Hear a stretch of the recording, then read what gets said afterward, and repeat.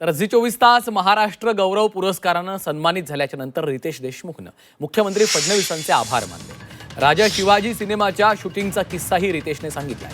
Set उभारण्यासाठी जागा नव्हती, मात्र मुख्यमंत्री फडणवीसांच्या फोनमुळे ती जागा मिळाल्याचं रितेशने सांगितलंय।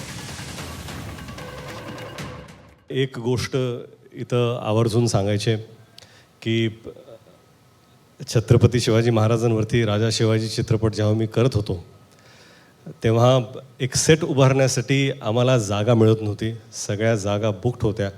बरेच प्रयत्न केले, कुठेच मिळत नव्हती। एक जागा होती आणि मी मुख्यमंत्री साहेबांना फोन केला आणि मी म्हणालो की ती जागा आहे, सरकारी जागा आहे, तिथं आपण जर परवानगी दिलात तर ती जागा आम्हाला उपलब्ध होऊ शकते।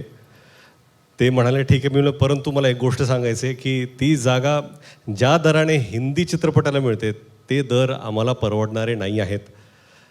ते म्हणाले तुम्ही महाराजांवरती चित्रपट करताय, ती जागा तुम्हाला उद्या सकाळी उपलब्ध असेल।